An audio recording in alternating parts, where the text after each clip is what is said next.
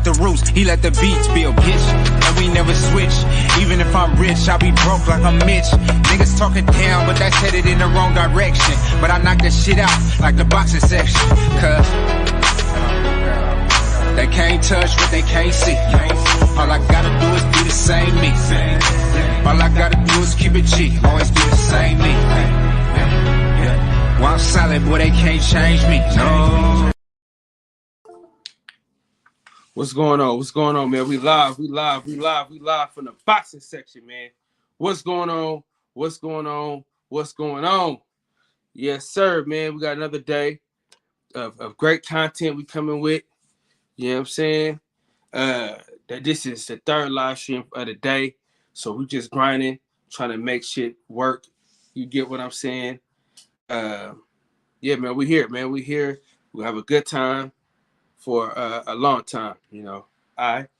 So we got some great shit going on. We talked about some shit earlier today as it pertained to Richardson Hitchens leaving. We talked about that. We talked about Michael Garcia retiring. We talked about Canelo and they bullshit. We're still waiting on the Errol Spence versus Terrence Crawford. And hold on real quick, y'all.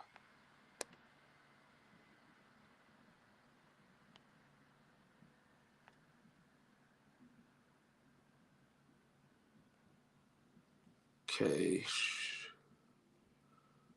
Sorry about that, man. I got one of my homegirls coming through tonight. So, all right. So, yeah. So, basically, you know, it's Wednesday, so you know what time it is. You know what I mean? But we're going to talk about a little boxing first, and then we'll go into the other shit. But, you know, but yeah. So, what was I saying? We got Joyce this weekend. That's a nice fight. It's not a big fight, but it's a nice fight. And so I'm looking forward to seeing that. I'm looking forward to seeing Joyce get down. Met him in Vegas. Great guy. Also, great fucking news. August 5th, if you are in the Northern California area, Amari Jones is getting busy. August 5th. So if you're in the area, please pull up to SAC and drive on up and celebrate our brother with another victory. Let's support this brother as much as we can. Let me go to the chat real quick.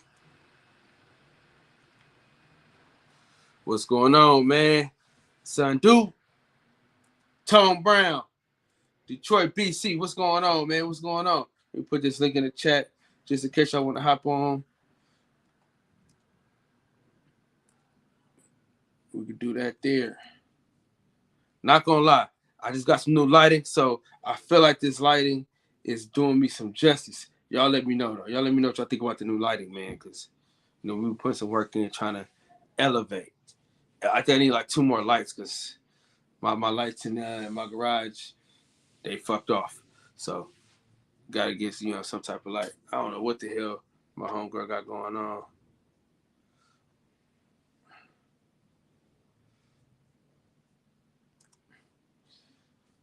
Let me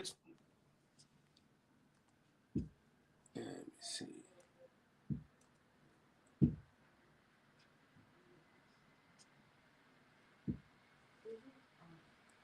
Did you see Johnny's play?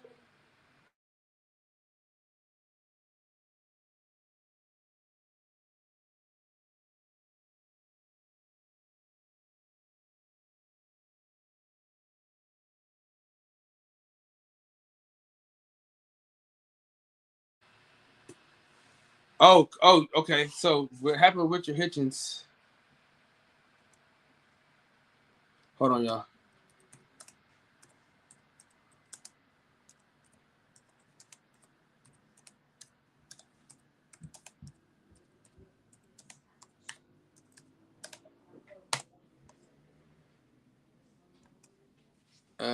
Shit. Oh, so what happened? Rich Hitchenson, man, he left, man. He left to go to Top Rank. I think he went to Top Rank. Where they gonna, you know, do him some favors, look out for him, you know. So I'm looking forward to seeing him get down. You know what I'm saying? Get his money and things like that. So happy about that. Let's see what we got going. We got going.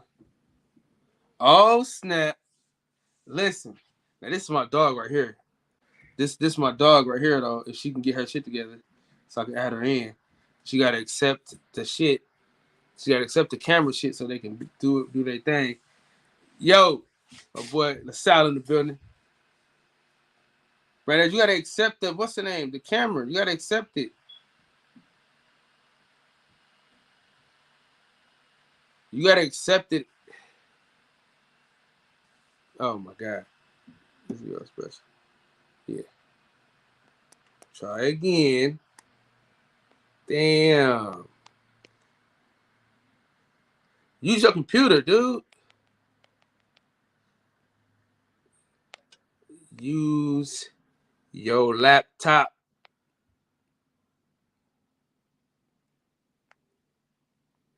Or your phone. Shit. Use your phone. Jesus. Okay, yeah. So that's he gonna be good at 140. I think he'll be really good at 140. I mean, he's really good at 140 right now. You know what I'm saying? We got Coop in the building. What's going on, Coop? My boy LaSalle in the building, man. Salute to y'all boys for pulling up on a light Wednesday. Oh shit, hold on. Fuck. I hate when I forget to do this shit.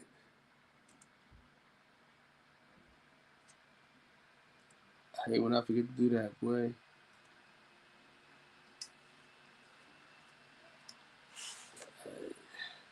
Waiting on my homegirls to come through here.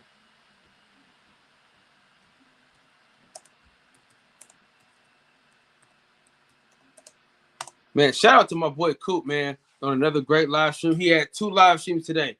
If you're not subscribed to Coop, put your link in the chat. So if they're not subscribed to you, they can subscribe. EJ, what's going on, man? Salute to you, brother.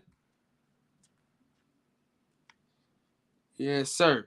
Yeah, if you're not subscribed to my boy Coop, put your link in the chat, Coop. If you're not subscribed to my boy his YouTube channel, please subscribe. I need y'all to hit that like button too, man. Hit that like button on your way in here.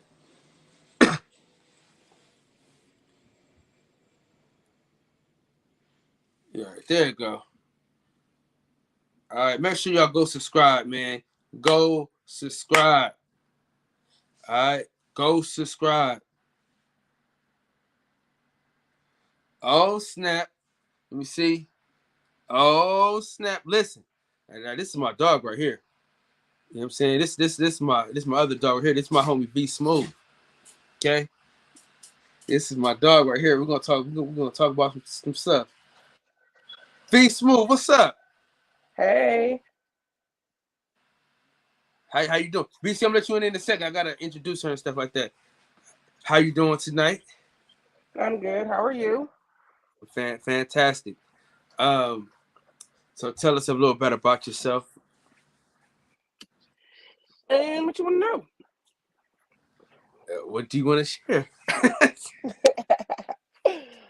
Nah, I'm Venetia. I'm a mother of 3. I'm 37. And hey, y'all. Okay. We're gonna add on my boy BC.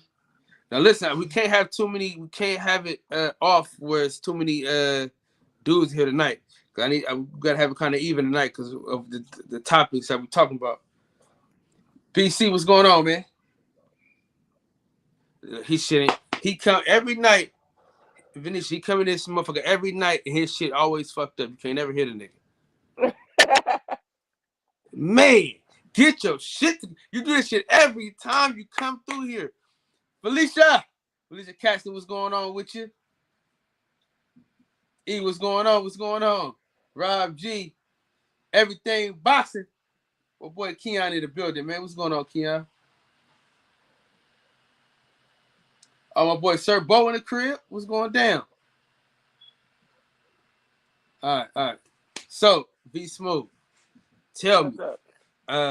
the you saw the viral clip of the guy who brought McDonald's to one kid. I knew somebody was gonna ask this question. I have to. Why she just my whole light just fell just now. Well, go ahead. What No, you I'm think? waiting for you to finish the question. No, what are your thoughts on that? On him not bringing food for everybody? Was he actually dealing with her? Like, was that her dude? That was her baby daddy.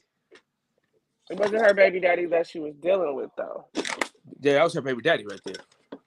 So the one that she actually was messing with. I mean, yeah. I mean, he was messing with her at a time, at a point in her life.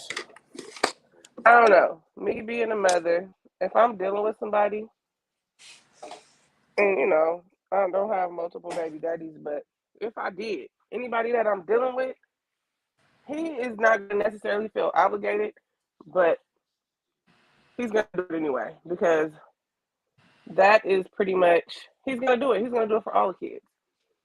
I don't think that anybody that I would deal with would single other kids out, period. No, it's not his responsibility, but that's a requirement for messing with a woman that has children, period. You don't just bring one kid something and not bring the rest of them. You just don't do that. None of my male partners would do nothing like that. Yeah, I just felt like it was some sucker shit, man. Like, bro, my thing is, you knew he had his kid had to be the youngest kid, though, right? Right? Because he already insinuated that she had other kids before his kid. Exactly. She's a So package deal. yeah, he like, oh, where they daddy at? You know where they daddy at. You know they daddy probably ain't shit because you was dating her. And my thing is, dog, listen, you knew she had 3 baby daddies, and you Mm-hmm. said, you know what, I'm gonna be the 4th. Period. And when And you mess with a woman and kids, you messing with her and her kids. Period. And if that's something that you don't want to do, then get out of, move on. so my thing is like, even so, like you were around them kids for a while. Like you've been Mm-hmm. around them kids, like you know what I'm saying? You've been around them kids. Right. And it's not like that, that this is new to you.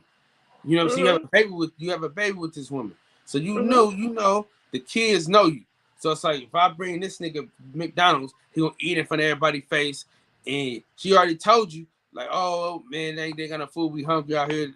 Man, my food stamps ain't hit. And I'm thinking to myself, like, as a man, I'm like, I know you ain't shit. I know I don't give a fuck about what you got going on, right? Right. Fuck it. I'm gonna help. I'll make sure I look out for the kids. Yeah, because the kids don't have nothing to do with grown people business. They don't. They don't know what's going on between the two. And even if they do, that ain't got nothing to do with the kids though. So you making the kids suffer because y'all didn't work out? And I'm not saying you're obligated to take care of her kids for the rest of their lives or nothing like that. Nobody's obligated to do anything. But if you, a grown man, can bring one child, your child, a happy meal, what kid don't like McDonald's, bro? You gonna sit up there and do that because you're bitter or whatever the case, whatever happened between you and her? You don't do that. Like I said, my female friends, male friends, none of that. They're not gonna just say, for instance, I got a whole bunch of kids in my house. It's me and my girls. We kicking it. We don't even have a relationship. If they bringing their kids to my house and we finna hang, she's not gonna bring her kid with some pizza and don't have nothing for the rest of the kids. I don't know. I guess it's just grown people stuff. That man, that woman must have hurt him or something because that boy acting like a bitter baby mama. Somebody said it might have been a skit. I don't know about that. Just don't do that. I don't know. And as a man, you got to know. She had those babies before y'all broke up when y'all was together and all that. You're not obligated, but I mean, I don't know. I just couldn't deal with a dude that didn't deal with my kids. That's just weird to me. Yeah, I don't know. I just don't. I'm saying like you still got to think about like it's kids though involved. Yeah. I don't know, man. I just don't like how I feel. I don't like how it made me feel like when the kids involved. Like, Right. They don't really have nothing I'm to just do with nigga. it. I know And we it's don't know the sad. situation. We don't know the whole situation, but shit. But I'm gonna tell you this though. She ain't shit neither though. She That not. that funky bitch. Bitch, you don't throw that food on the ground. Look that shit. Your stinking ass. You know what I'm saying? Like, bro, you gonna just throw the whole goddamn bag into you know what I mean? No, I'm serious though, for real.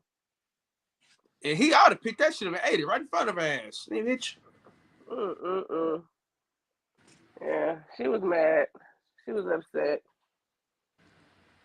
Yeah. But I mean, she wasn't even thinking about her kids when she threw that shit out like that.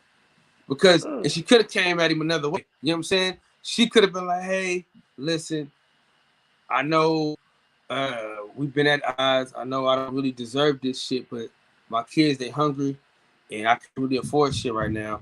You know that daddies ain't shit.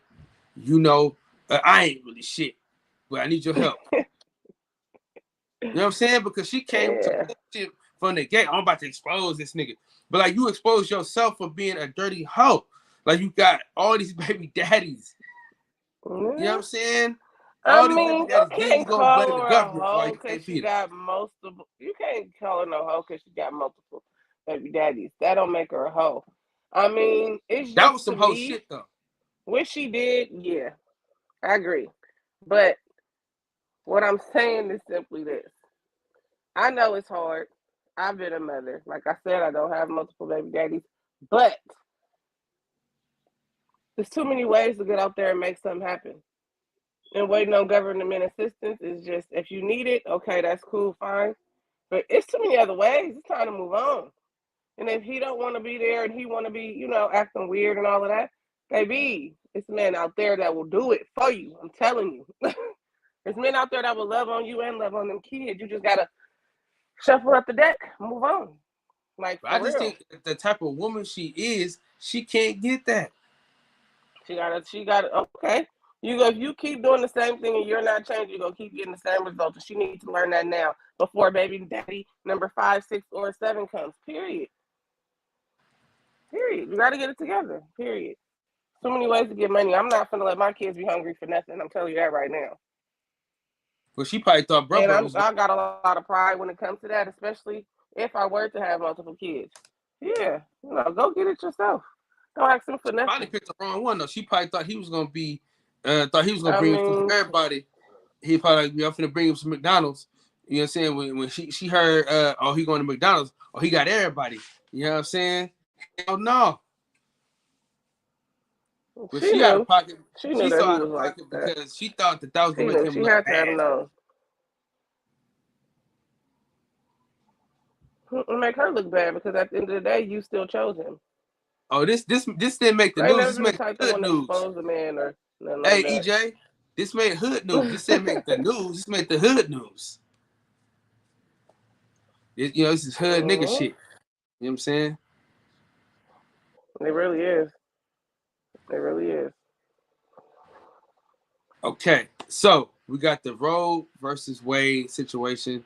Everybody's in a frenzy about it. What are your thoughts about it?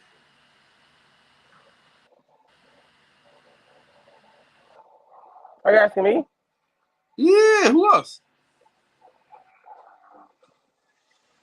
Man, listen. I just don't think nobody got the right to tell a woman what to do with her body, period, point blank. There are so many different situations where an abortion may be needed, period, point blank.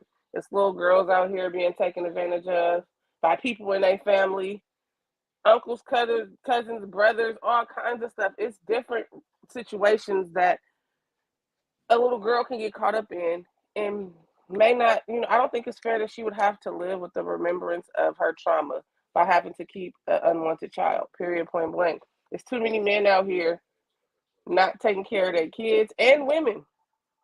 Some women need to have abortions. Some women don't need to have kids, period. Some people are just literally unfit. There's so many, like, and especially, like, say, for instance, somebody's on drugs real bad. They get caught up and get pregnant. That baby, yeah, the baby gets a chance to live, but the baby is all messed up from drugs. It's so many different reasons why I feel like the government should not have overturned that. Period, point blank. That's out of pocket. It's like y'all don't want to give us no control. So quick to come down on a woman for getting an abortion, but don't want to come down on a man Okay, so if we can't get abortions and don't have the right to abortion, where's the vasectomy and things for these men that's out here locked and loaded having hella kids that they don't take care of? How is that fair? We can't tell Well, y'all you know, what to do with y'all they penis. niggas Don't to tell us fuck what up to do with our for cooch. having kids and shit Period. though. Yeah. You know, they be locking niggas to fuck up though. You know what I'm saying? Men should get vasectomies until they get married and ready to have kids. How about that? Barely. That ain't something that's super duper enforced.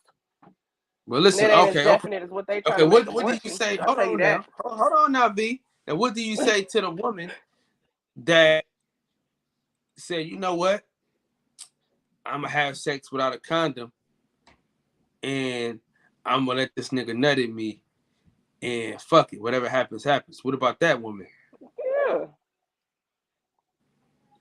So That's nobody on should be held her. I accountable. mean, Nobody should be even held if that accountable is for a that choice decision. that everybody should be held accountable for their decision making, but the key word is decision. Just like it was their decision to lay down, if that's something that they know, that's just like a guy, okay? He gets drunk, he kicking it at a club or something, some thotty body, you know, he ends up slipping up. Everybody makes their mistakes, okay? He ends up slipping up. She gets pregnant. You know what I'm saying? He don't necessarily want to, want her to keep it or whatever. True indeed, he did the crime. He should do the time. And if she decides to keep that baby, then okay. But they're taking away that choice for her, is what I'm saying. What if she felt the same way he did? We just kicked it that night. I got pregnant. I don't want to be with you for the rest of my life. I don't want to have a kid by you. So people are not, they're taking away people's choice. And I don't think that's right. Okay. And it What do always you solely say? falls on the woman.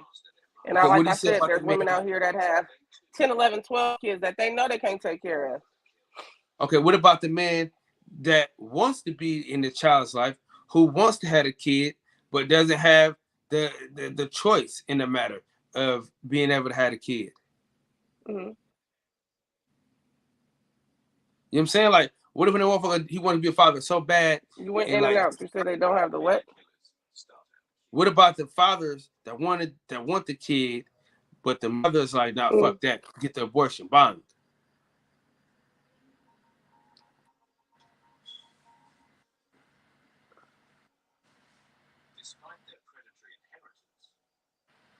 It's her choice. I mean, it's not fair for the guy. Yeah, he want to have kids, this, that, and the third. But first of all, that woman should be on birth control if she doesn't want to have no kids. Period. Protection, whatever, Okay, however so you got to do it. it was I together, feel like right? everybody out here living recklessly, and I do feel like on the other side of it, things, some people out here just using abortion as a birth control, and it's not birth control. It's not. That's the point I'm making. That's the point that I'm on. It's like, somebody got to be held responsible and accountable for some shit too. Also, now, I'm not the one to tell a woman Absolutely. what to do with her body. I'm not a white man from I agree. Alabama. You know what I'm saying? I'm not a white man from Alabama. You dig what I'm saying? So I don't really have the audacity to tell a woman, hey, motherfucker, have this goddamn baby or don't have this baby. You know what I'm saying? Right. I'm just asking questions because that's some of the questions people be having. Now, what I learned, was it yesterday? Day before yesterday, right? My homeboy, he had his wife come on and tell us that she went 12 weeks without knowing that she was even pregnant.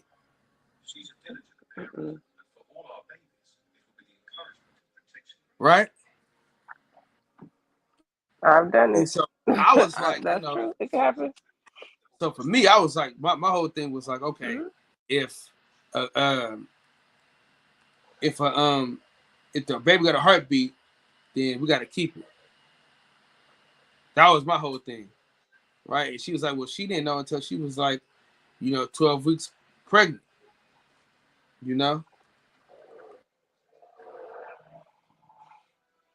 Okay. Felicia, join the panel, dude. You over here typing in the chat. Get on the panel. Yeah, that can happen. It's crazy how the body works. Right. So that I didn't, man, I'm sorry, because I be knowing, I got more kids than Wayne, so I already be knowing when my old lady pregnant. I be already knowing. you pregnant, ain't you? You know what I'm saying? From the gate.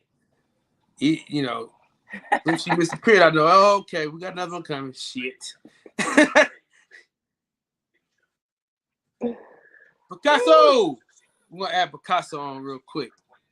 See what he got to add to this conversation of ours. Wait, you 4 in, huh? You said what?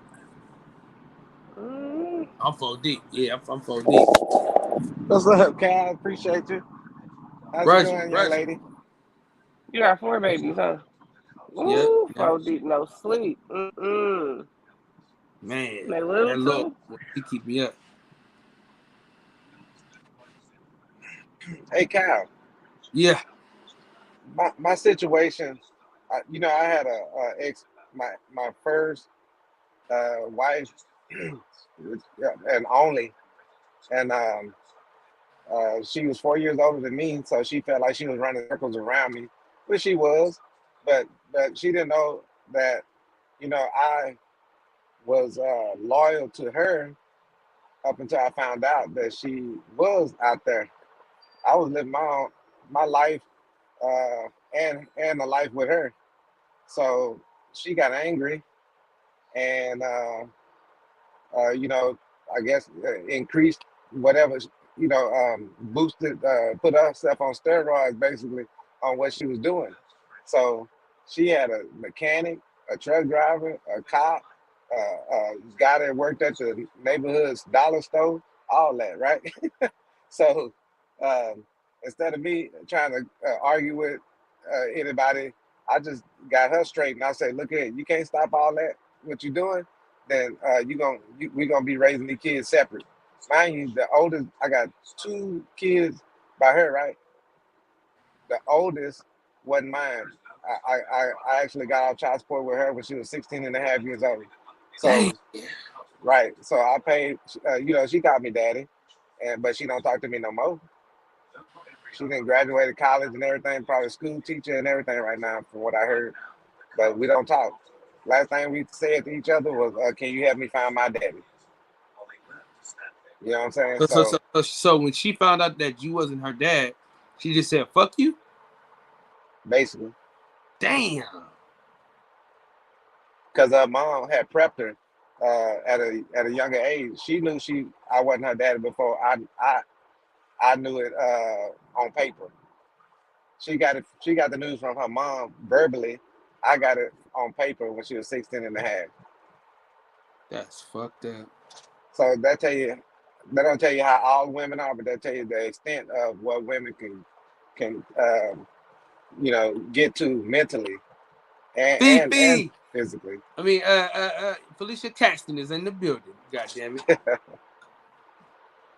It was the part in that relationship that I wanted to talk about that related to the situation at hand or the topic at hand. Um, the um, the treatment, um, of like if the man wanted the kid and the woman didn't, that type of situation. Um, I had another relationship. Um, that when she had the baby by another man and then put it on me, it was my responsibility. I take responsibility for that because I should have got the DNA in the first place, right? So I said, you know what, I should have known. But see, I didn't have a parent to tell me anything about that. When you growing up, all the parents always try to say it's the birds and the bees, and they leave it at that. You see what I'm saying? So they don't teach you nothing in between. So we grew up kind of learning our own. Our parents was trying to go to work and pay the bills and do the typical stuff. But when it came down to being the teacher in the house, I don't think we had that teacher in the house. We had this parent that didn't understand that they were supposed to make sure that we knew all of this before we turned 17. You know what I mean? And then they were shy to tell us certain things because they went through some stuff. And that time, my mom, she finally started coming out. She get emotional about it, but she'll tell me. She'll tell me. Now she ain't telling no therapist or anybody else. She telling me that when she was younger, she feel like, I mean, it was like she was getting it off her chest. But when she was younger, and her mom sent her over to some people's house to help those older people or whatever, because that's what they did back in the Louisiana back in the day. She said the man tried to touch her. He touched her or something, and that was about it that she'll tell me. But she said the man touched her, and then she tried to tell the lady, the husband, and I mean the wife of that guy, and the wife got mad at her, and she started seeing that it wasn't no use in telling nobody if anybody touched her. So even her own mom, so her own mom even tried to hold her back by that's my grandma, but at the same time, my grandma was doing some stuff that, uh, like today we would call it either cock blocking or just holding you back in life because she was trying to keep my mom home even when she got older, so my mom can take care of her. And and at the same time, she was trying to go out and be a nurse. And I said, Mom, she probably saved your life because probably back in them days, you probably would have got something worse done to you going out on with your friend to go to college or to a nursing school or whatever in Oklahoma somewhere, because that's what she was talking about in Oklahoma. And I said, you probably would have had something bad done to you, but right now, you didn't raise kids and 5 kids and live your life. You retired now, so all you need to be doing is thinking about traveling and all this good stuff. Okay, but back to my second baby mama. I had a little girl by this lady. She was 19, I was 30, right? Damn. Yeah, but her, you know, I don't look my age.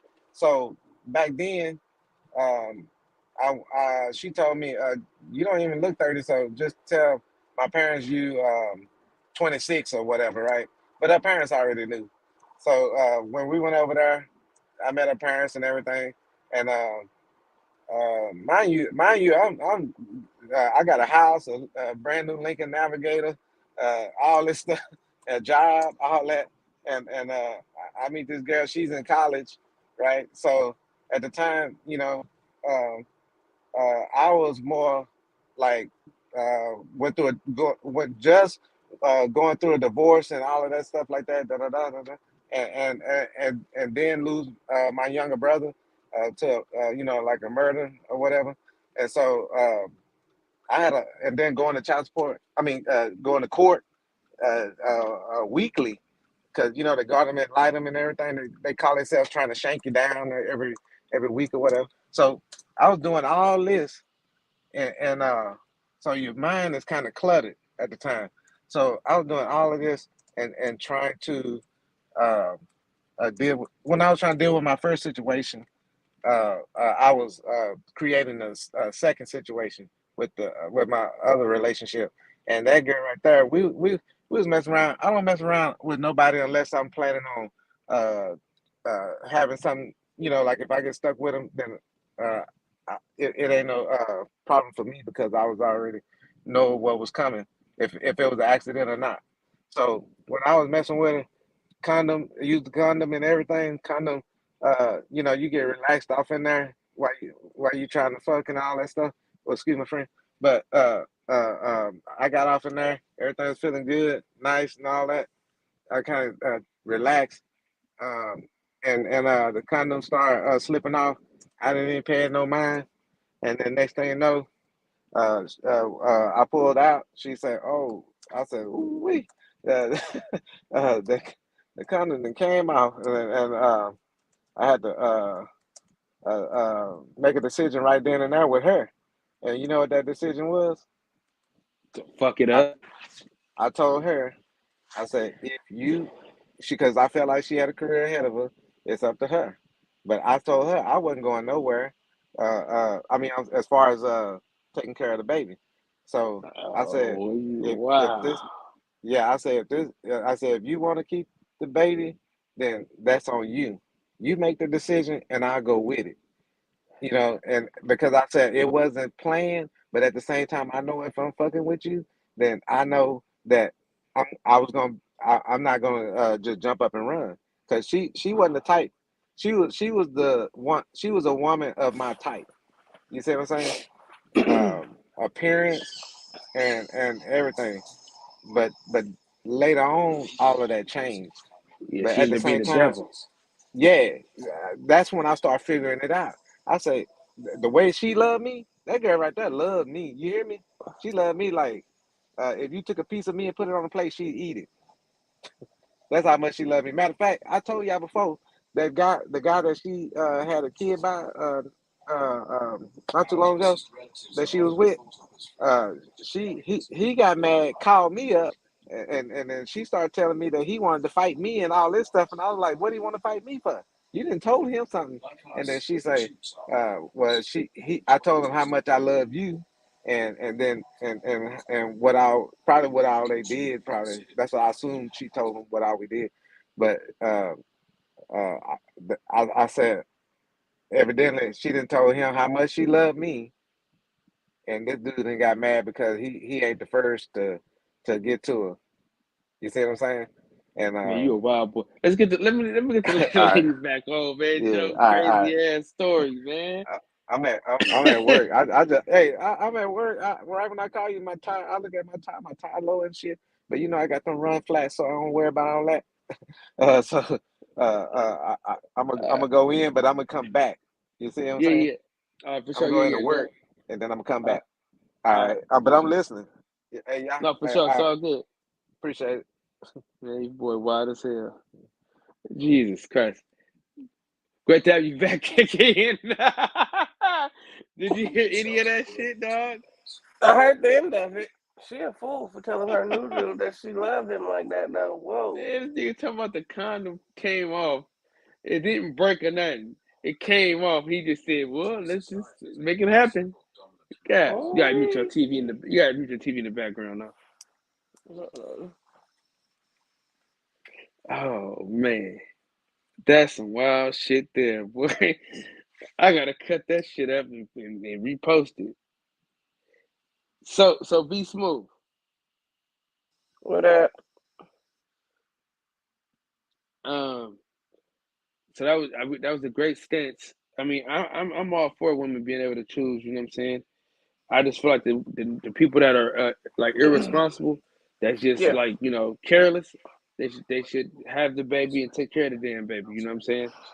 But like, it's so hard to tell though, because women are not going to tell you that they got raped or things like that. You know what I'm saying? They're not going to say it, Uh-huh. so you never really know. You know what I'm saying? So Uh-uh.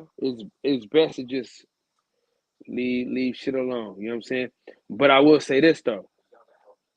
I gotta say this though. The Roe versus Wade situation, it Uh-huh. should have opened up. It should have opened up our eyes though to see what they saying.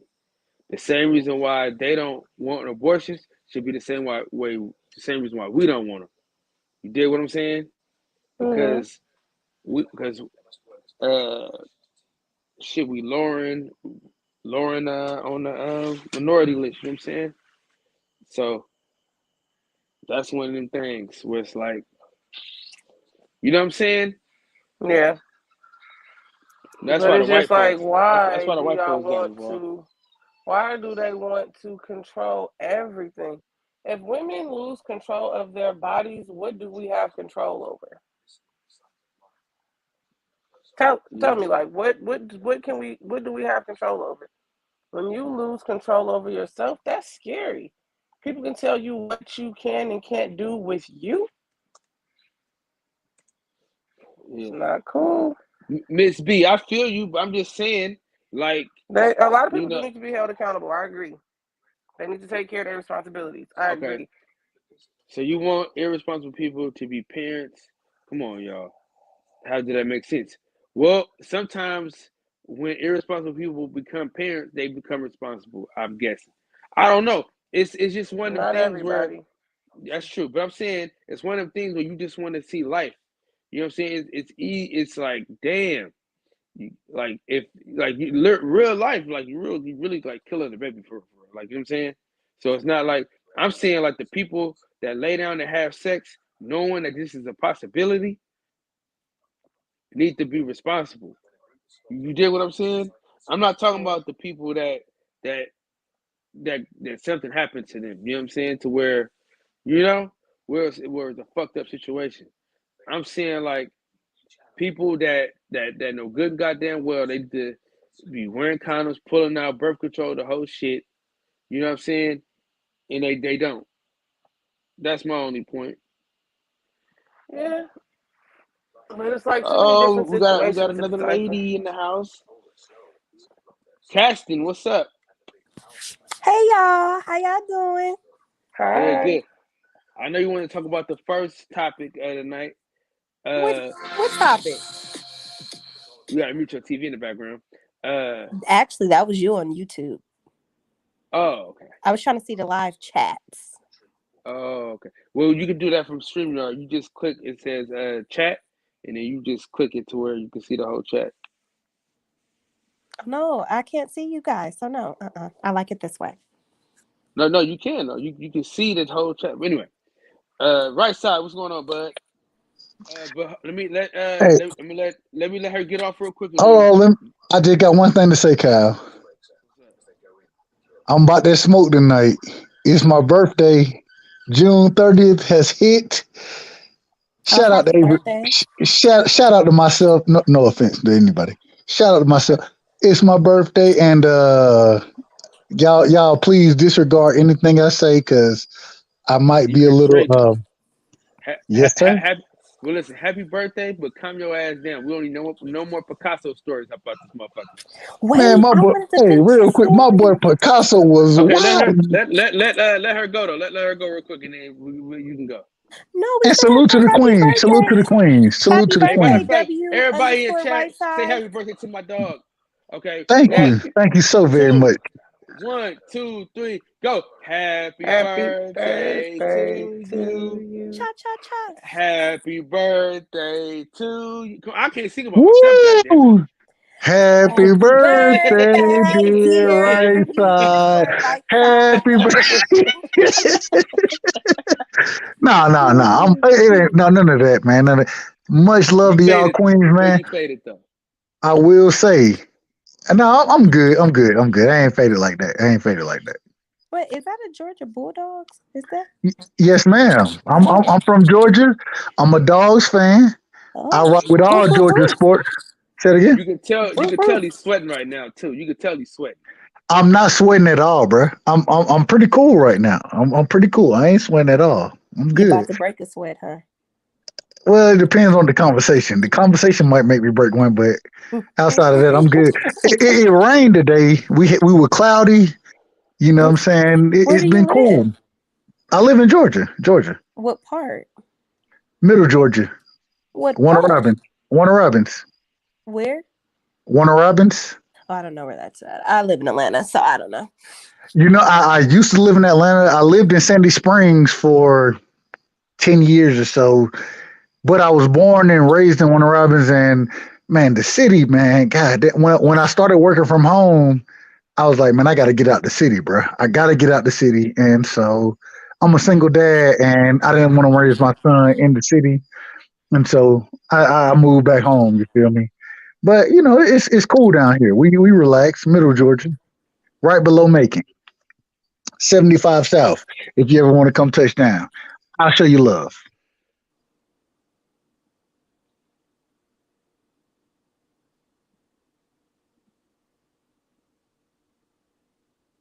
Did I freeze? Testing, one, two. No. I was reading Miss Oh, B comment. Hey, I was Uh, too. She just that just made me get stuck. Like what? all right, so let's all read that together. Go ahead, Felicia, read that for us. I am not in school. what? It's like you did the crime. Oh Sex. God. Now take your punishment in unwarranted pregnancy. 10 months of pregnancy should not be the punishment for sex. Are we talking about Roe v. Wade right now? Yeah, a little bit. Oh God. I mean, Go ahead. Y'all go ahead. I'll chime in later. yeah. Well, See, the let's talk about the unfortunate first thing story. is the whole thing about Roe versus Wade, it has nothing to do with our community. It has mainly to do with the the white people of how they keep getting rid of their kids. I mean, their abortions. Isn't their abortion rate higher than ours in the first place? For No, one. that's not. That's not. No.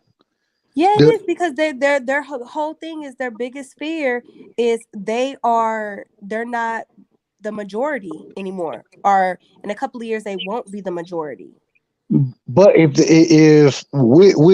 they were getting more abortions, you know what I'm saying, that would kind of go into it. The thing is They not tripping about black people killing no babies. I hate to say it like that. They're not. no, I agree with that. The white It's people about the white kids that are having the abortions.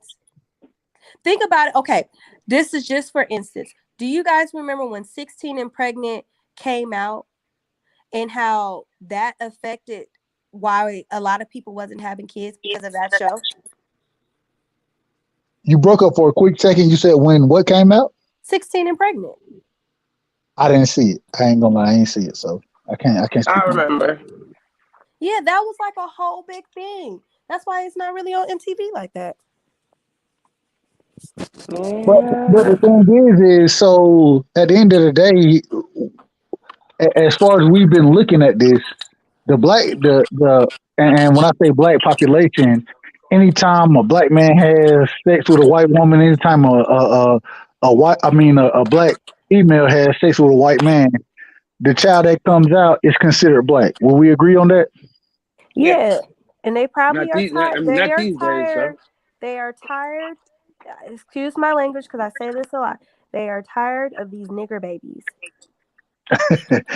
I don't disagree, No, that's but facts. go ahead. No, I just agree with her. I agree. They are tired of us. But my thing is I do think to some degree they do want to protect their white babies. The thing is more black people have abortions than white people do. No, no. There's more white people that have abortions by total numbers. It's just that blacks have them at a disproportionate rate compared to the population. There we go. Let me to say it again for me. My apologies. Make said it better than I said it. It's just like the police shooting thing. There's actually more white people, but They get shot by it's police. happening at a disproportionate rate compared to their percentage of the population. But because we're such a lower percentage, you know what I'm Yeah. saying? Then and more of our people are having it versus or percentage wise. You know what I'm Yeah. saying? It puts us at a disadvantage over them. But at the end of the day, Wait, because of Becky how sucks. She go don't ahead, fuck. go ahead, guys. I'm sorry. It's the comments for me. Somebody said Becky sucks. So, She don't fuck. That's okay, a I'm fucking gonna tell. lie. Let me tell you something. Sorry, the guy. Felicia, Dude, we need to comment. some of these niggas just they never been around pretty women before. They don't know what it's like to be around women in the comment section. They don't know, so they just act out because they haven't been around beautiful women. They never heard a woman's voice with such grace that they don't know how to fucking act. And I apologize for the women on the panel that are reading these sorry ass comments. These are not the views of the boxing section, nor anybody on this panel. We do not agree with most of these niggas. We don't like most of these niggas. You know what I'm saying? And they don't like Okay. most of us. Yeah, I mean, I'm just reading them. It's just like, oh, like, are you serious? Like, Stay away from the comment section. Stay away okay, from. so I shouldn't read the comment. Okay. If you read the Yeah. comment section, you end up arguing with these niggas more than I don't know. It is what it is. Yeah, I stopped reading them. It's too much ignorance in them comments. I'm like, wait. Okay, Only I comment stopped on because it's the like only, listen. But Listen, the only comment I want y'all to look at is Miss B. If it ain't Miss B comment, don't even worry about these niggas. I'm telling you right now. If it ain't Miss B comment, we don't care. Y'all want to know what's so funny? Because y'all said that, right when y'all said it, I went straight to the comment section to read this. of course Yeah. you do. See, look, Of course listen, you this do. is the oh, only that is this is so the only true. this is the only comment we acknowledge.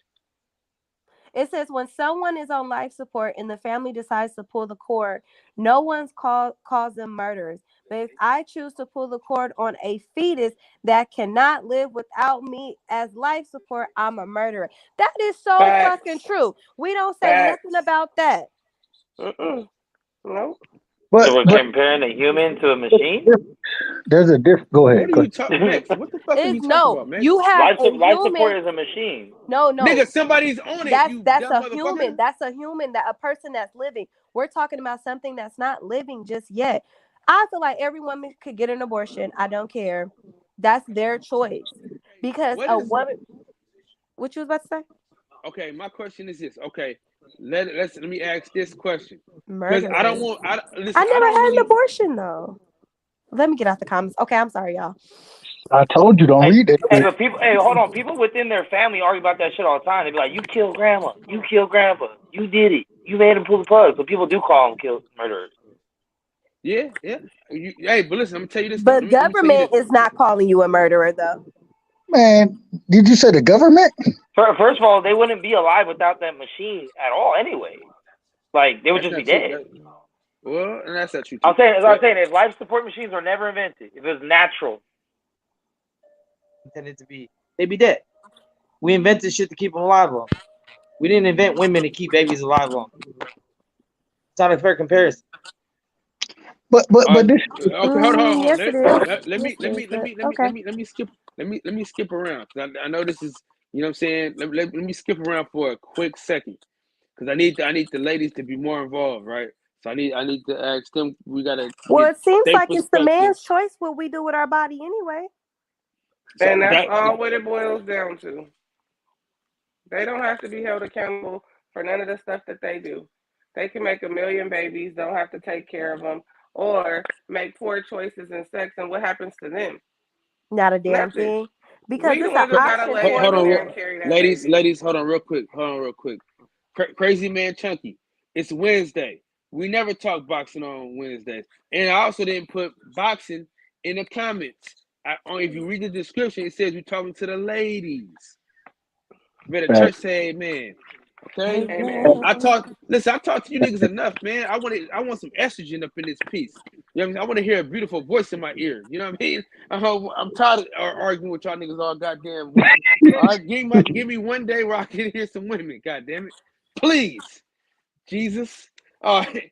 Let's switch gears because you know what I'm saying. I feel like this is going nowhere fast. And in the words of the great philosopher Usher, we're gonna reach the climax. All right, so listen.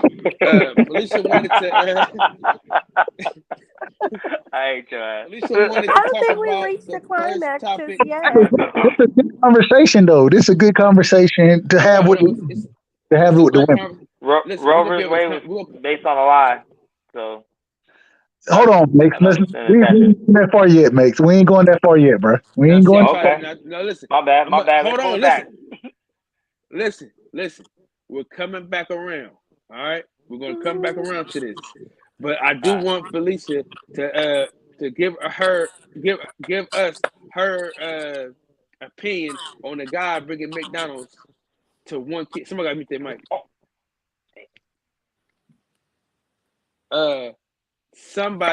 The dude bringing McDonald's to one kid and not bringing McDonald's to the other kid. I want her opinion first, and then we're gonna get Max's opinion because Max has got his opinion gonna be unpopular as hell. But okay, Felicia, give us your take on that matter.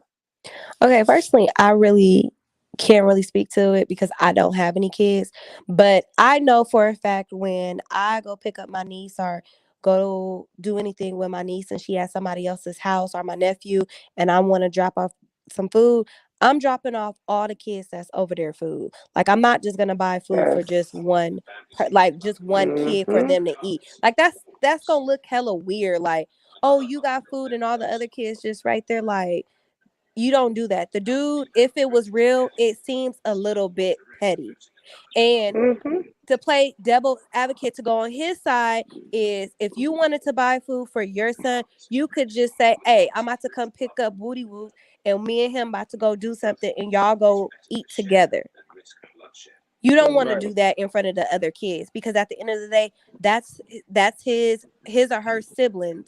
And if I'm a sibling, I'm not gonna eat in front of my brothers and sisters and they not eating. Y'all want some fries? Y'all want some? Like, so don't put your child in that situation. That's my in a nutshell. Okay, Max, I would love to go to you. but my esteemed Hi, Desi. co-host and production manager, you know what I mean? The wonderful, accomplished. Desiree, how you doing tonight on this beautiful Wednesday night? What's up, guys? I'm good. How are you guys?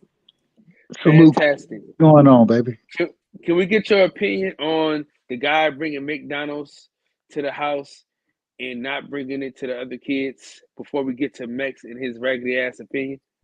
I mean, for their specific opinion or situation, I don't really have an opinion because I don't know the whole story and I haven't watched the video.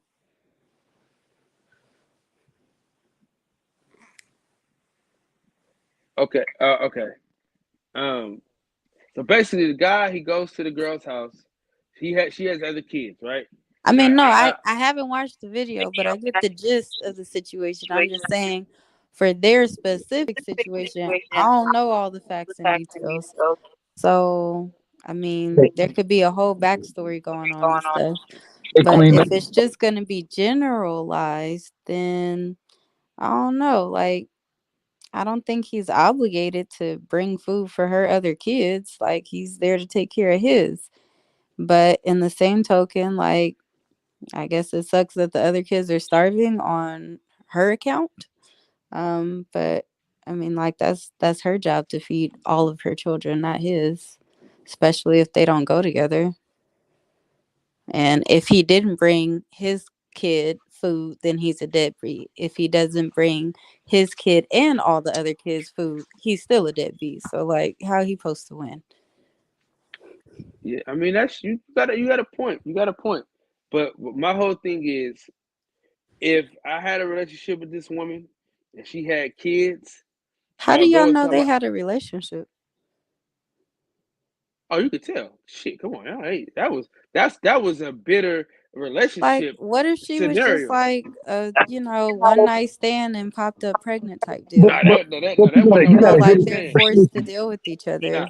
You gotta hear the No. conversation. The conversation showed that Yeah. it wasn't just one sided. According to her, you know what I'm saying? She was like, "Hey, you knew what you was getting into when you started dealing with me." And then he was like, well, Yeah. like if you just listen to the conversation, you know, it wasn't just, uh, Yeah, that wasn't no wham bam thank you man. And what I'm saying is this is my thing, right? I've dated a woman with kids before, right? And I never tried to alienate none of the kids. Even after me and her stopped dealing with each other, even if I see those kids today, tomorrow, I will still show them kids the same type of love that I showed them when I was around them. You know what I'm saying? When we was at the McDonald's, at the Burger King drive-through, I got all the kids something to eat. Okay? And if they was hungry tomorrow, I will go to that very Burger King and get them something to eat again. Do you understand what I'm saying? Well, I think a solution would have been maybe he just should have brought some groceries over for her to cook because depending on how many kids she got, like fast food is not cheap no more. McDonald's don't even have a dollar menu. So if you looking at getting, I don't know how much a kid's meal is, but I assume it's not $3 to $5 anymore either. So if he had to get 4 kids or 3 kids, kids meals, feed himself, and it's like, how often is she asking him to bring food over? That would have been like $50 to feed 3 kids or 4 kids instead of just spending like $30 to $50 and buying her some groceries where she could cook a meal that might last a couple days for those kids. Hey, check out G. Kyle sent you a video. You can play that Yeah. shit. All right, give me 1 second. Y'all gave me the spark notes. I don't need to watch the video. Yeah, you I got gotta hear the something to do too. connotation in their conversation and know what it's on though. Yeah, Well, because they I just both bitter. Listen, I'm gonna tell you this. I don't want y'all to think for 1 second that I'm defending this broad, right? Because she's a piece of dog shit Man, too. yeah, fuck that bitch. They're both pieces of dog shit. They're equally Nah. pieces of straight dog. Listen, hold on, Max. Shut the fuck up. They both equally are pieces of dog Nah. shit. And this is what I'm saying though. If I don't give a fuck about what you're talking about, Max. We're gonna disagree. I know this. I'm gonna get to you in a minute. After I get this point off, and you can have it. But what I'm saying is this: if I, Kyle Davis Sr., dealing with a woman that had kids, and then I had a kid with this woman, the kids that she had, I'm going to feel a certain responsibility to them. Although me and this woman are not together anymore, if I took care of those kids before, right, I'm going to take care of them kids after. That's me. That's my personality. That's how I feel. As a man, in my opinion, that's what I would do because the kids are innocent in the scenario. Okay? This kids are innocent. This is how you breed jealous kids. This is how you breed killers and serial killers and the whole shit. This is how you breed them because you do unfair shit like this. A kid's not gonna be able to break down a grown-up's life. They're not gonna understand that this bitch ain't shit and he ain't fucking with this bitch, so he can't fuck with the kids too. They don't understand that. Kids can't break that shit down like that. So all they see is, damn, this motherfucker brought McDonald's to him, and he used to bring us McDonald's, but I guess now we ain't good enough for McDonald's no more. You understand what I'm saying? So that's where it breeds jealousy and envy. So then you build a disdain for your brother, your brother or your sister or whoever the fuck, because now it's like there's a favoritism game. You feel what I'm saying? Although he has no obligation to this bitch. Do you understand what I'm saying? He has no obligation to this food stamp state chasing bitch. Okay? He has no obligation, but to the kids that are innocent Wait. in this We scenario. don't have to call her no bitch because y'all gotta realize it is She a inflation bitch. too. Groceries Come on is now. She a expensive. bitch. She a Listen, bitch. listen, She How carried she's on listen, like not a listen a what I'm saying. bitch. bitch. No, she tried to get I exposed. said, The Woman, I'm question. I not didn't about hold to on, sit up hold here on, and listen. let Can you I ask men one call question? I another want to ask woman one a bitch question. I want like to ask that. one That's question. fucked up. She ain't no woman because Can I, of can I hold ask on, hold on, one let me she a question, bitch. Cal? hold on. Please let me get this up. I got to hear this. Please. She is not a woman. A woman, I know women. That ain't one. There's a difference between women, right? Women take care of their responsibilities. Women get out and go get it. Okay? Women ain't waiting on nobody to take care of. No. You Listen to guys me. are Listen to really me now. misogynistic, and this is why I I'm really don't be coming on misogynistic. y'all panels and Hold stuff on, like Cal. that. That's why I want to ask one question. Okay, That's why I go want ahead. to ask one question. So, for a single father, right? We put the same. If and me personally, I'm a single dad. I'm a single dad. So, if I did the exact same thing, mind you, my son's mom, she don't pay no child support. I'm not asking for child support, none of that. I'm not asking for it. You feel me? But if I were to do the same thing, and this young brother, he was bringing, according to her, he bringing food every other day. You feel me? So if my son's mother wasn't doing that, what would you call her then? What? Yeah, A deadbeat mother? yeah, and the thing about it is, the man can't be dog shit if he's taking care of what he made. That's the Exactly. only thing, that's the only thing he's responsible for. Now, out of his goodness of his heart, if he wants to go above and beyond, then then he can do that. But he On his shouldn't be own shamed. accord. Right, but he shouldn't be shamed, and he shouldn't be made to feel less than, and people shouldn't be calling him dog shit because he decided that he only want. First of all, it looked like they both in a poverty situation because he only went and got McDonald's, and she brought up her food Play the stamp, video. Yeah. and Play she the brought up video. her I food can't. stamp. I don't know if I can play the video without getting flagged though. But And all It's I'm a viral video. do and we she keep, brought up hold Got on, to hold show on. it. Do we It's keep not that same copyrighted. energy? Do we keep that same let me finish, energy? right? So let But me hold finish. on, let me hold on, hold Through. on. We hey, listen, I don't want us to hijack the show because this is a women's show, and I don't want. We Okay. gotta let these women get their thoughts out because we've been over talking. But go ahead, Venetia. How you feeling? I don't know. I mean, everybody has great points, or whatever the case may be, as far as the situation goes. But at the end of the day, like I said, it is a choice for him to want to feed the rest of the kids. He shouldn't feel obligated to do that. But how does that make you feel as a man come into a house full of kids. I don't care, your kids, your nieces, nephews, or whatever. And then it's like, yeah, you can take care of your own kid, but pick that baby up to where it's not being thrown in the faces of Oh, lost you. Breaking up. There goes the point. Just made a good point too. I couldn't. She was breaking. I couldn't hear. Well, she's exactly. saying the same thing that Kyle was saying, basically. Like, it just Yeah. breeds for the other kids to be jealous and look at the one kid that keeps getting food. Like, damn, that's fucked up. But Then blame their what mother. what would Blame be their the mother. difference though Blame the if like mother. Blame their they got Blame father. the okay, but mother. She got if multiple they baby daddies. It's yeah, her but if fault. they're a kid, they don't know blame the mom, blame the That's dad what I'm type of telling. deal if That's what I they're keep that young. telling y'all. But We Okay, my don't so care wife, about so question that wife, to let's money. say, you guys is if the situation were different and not about food, right? Like you saying, like, oh, that's messed up. You should do something with all the kids or bring food to all the kids. Would you feel the same way if like this dad is active in his child's life and he comes up and he picks up his child faithfully every Friday to stay and do stuff with his kid for the whole weekend? Is he obligated to pick up her other kids and include them Exactly. in his weekend plans and also or not? Exactly. Good point. Great if you go point. to Disneyland, he gotta take the tribe. Like, Not even nah. Disneyland. Like I said, it's his kid. He has custody of his child on weekends. That's their arrangement. He picks up his child from Friday to Sunday and he does whatever he wants with his kid Friday through Sunday. That kid might come back and be like, "Woo, I had a great time with my dad. We went to the park or we went to the movies or I went to my aunt's house. Like, I did this, I did that." But the other kids, their dad might not be alive. Their dad might not be active in their lives. Their dads might just be like, deadbeat dads.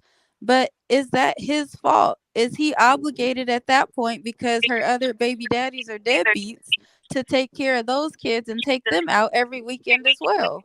All No. facts. Absolutely not. No, No. not necessarily. But food, like bringing food to a household, Well, I'm not and talking about food no more. I'm talking about that. I've moved on.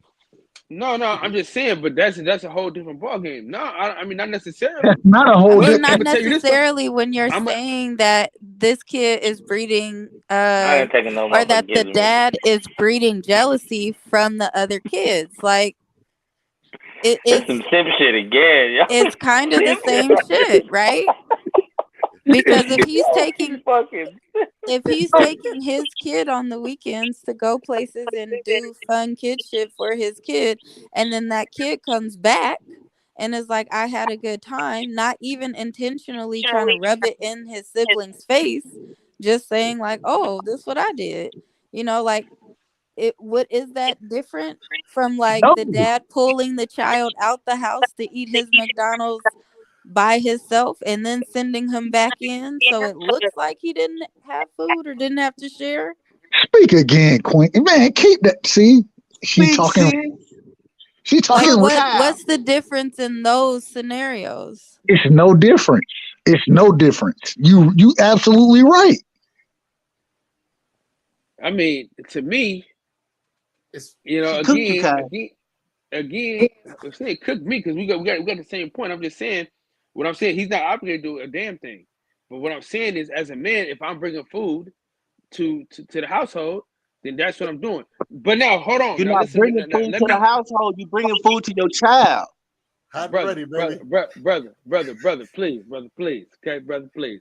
Let me tell you this though. I'm not one of them guys that can have a relationship with a kid. So y'all keep mixing the two, man. Y'all mixing the two. Y'all think I'm trying to save this mix. I'm not saving these hoes. It's the kid. I'm worried about the kids, bro. I'm worried about the kids and kids Kyle, you only. keep She's making the using the same kids. point and nobody's disagreeing with you.